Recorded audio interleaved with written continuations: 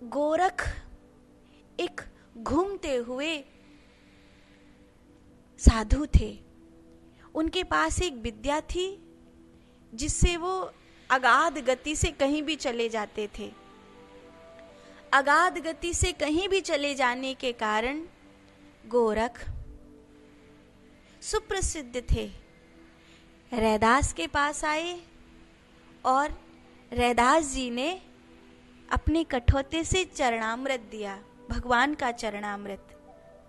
लेकिन गोरख ने सोचा कि वो थोड़ी जाति का ध्यान आ गया कि हो न हो ये जाति से चर्मकार हैं। वो पानी वो नहीं पिया गोरख ने। कबीर के यहाँ कीर्तन चल रहा था तो कबीर दास जी के यहाँ कीर्तन में शामिल हो गए।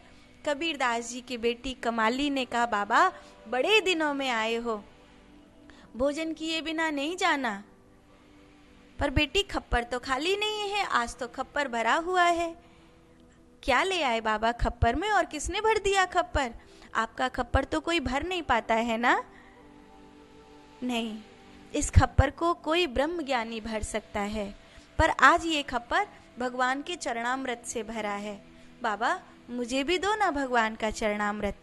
कबीर दास जी की पुत्री कमाली ने वो चरणामृत ले लिया। गोरखनाथ जी ने वो चरणामृत उसको दे दिया। दिन बीत गए, बात भूल गई। कहते हैं बहुत दिन बाद मुल्तान देश में गोरखनाथ धर्म की अलख जगाने गए थे, क्योंकि वहां मुगलिया सल्तनत ने हिंदुओं पर बड़ा अत्याचार किया।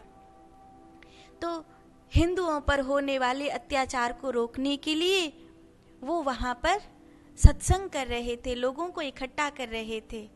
तो लोग उनके खप्पर में भोजन डालते थे।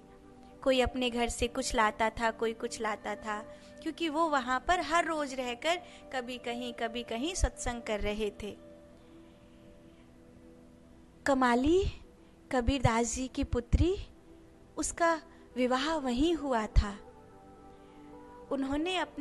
कमाली ने अपने पति से कहा कि मैं तो जा नहीं सकती, पर जाओ, ये थोड़े से चावल हैं, इनको गोरखनाथ के खप्पर में डाल देना। कमाली के पति को वहां, क्योंकि वो हिंदुओं की सभा है, मैं वहां नहीं जाऊंगा। कमाली ने बहुत प्रार्थना करी, हाथ जोड़ के कहा, मेरे लिए बस एक बार मेरे लिए जाइए और उनके खप्पर में सभी लोग तो भोजन डाल लें। माँ तुम मत सुनना उनको, कुछ मत, उनकी बात मत सुनना, कोई पूजा पाठ मत करना, कुछ नहीं करना, केवल भोजन का दान ही तो करना है, इतना करके तो आ सकते हो ना? ठीक है, जाता हूँ। छोटी सी कटोरी थी और उस कटोरी में थोड़े से चावल थे और वो वहां गया। उसको देखकर लोगों को आश्चर्य हुआ कि ये यहाँ सत्संग में आया है। तो उसने अपना परिचय दिया, मैं कबीर दास जी की पुत्री कमाली का पति हूँ और उसने मुझे यहाँ आपके पास ये अन्न दान के लिए भेजा है, तो क्या मैं ये भोजन जो कमाली ने भेजा है आपके खप्पर में डाल सकता हूँ? गोरखनाथ जी ने कहा, साधो, कमाली ने कुछ भेजा है, मैं जरूर पाऊंगा। और जैसे ही उसने वो एक कटोरी चावल खप्पर में डाले, खप्पर भर गया। खप्पर, ये बात गोरख जानते थे कि वो खप्पर केवल कोई ब्रह्मज्ञानी भर सकता है और कोई उस खप्पर को नहीं भर सकता। उन्होंने उस व्यक्ति को देखा, उसकी आंखों में वैसा कोई नूर नहीं था। जब सत्संग पूरा हुआ तो वो पूछते पूछते कमाली का घर वहां पहुंचे। जब वो द्वार पर पहुंचे, आवाज दी, कमाली। उसकी आंखों में आंसू आ गए। तू यहाँ रहती है?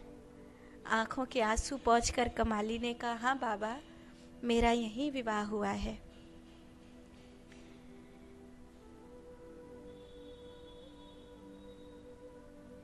तेरी आंखों में एक नूर है।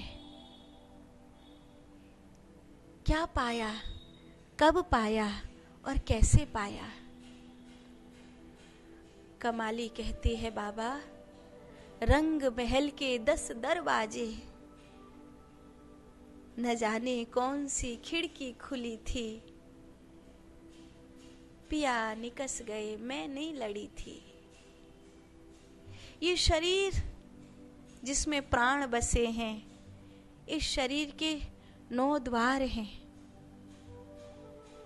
10वां द्वार सदा बंद ही रहता है। जिस दिन वो चरणामृत आपने दिया था, उस दिन 10वां द्वार खुल गया था। और कुछ घटना घट गई। धीरे धीरे पिताश्री ने उस अनुभूति को साधना की जड़ें दी, भक्ति के पंख दिए। बस बाबा और आपकी कमाली कुछ पा गई। गोरख कमाली को आशीर्वाद देकर, पुत्री, यहाँ पर मुगलिया सल्तनत ने हिंदुओं को बहुत दुख दिया है, मंदिर टूट रहे हैं बेटी, अपनी ओर से जो कुछ कर सकती हो करना। मैं जाता हूँ, तू बुलाएगी फिर आऊँगा। ऐसा कहकर चले गए। रैदास जी के पास गए, कहा चरणामृत मिलेगा? रैदास ने कहा बड़ी देर कर दी, बड़ी देर कर दी। जब प्याते थे तब पिया नहीं, जब प्याते थे तब पिया नहीं, जब हमने आपको चरणामृत दिया तब तो वो पिया नहीं। जिन पिया, पिया को जान लिया।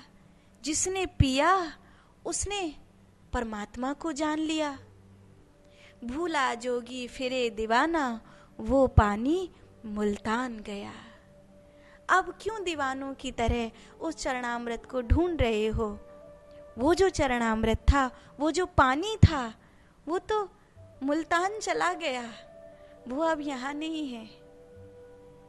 तो कब कहाँ परमात्मा किसका भाग्य जगाते और कितनी बार परमात्मा अवसर देते। एक बार नहीं, लाखों बार परमात्मा अवसर देते हैं।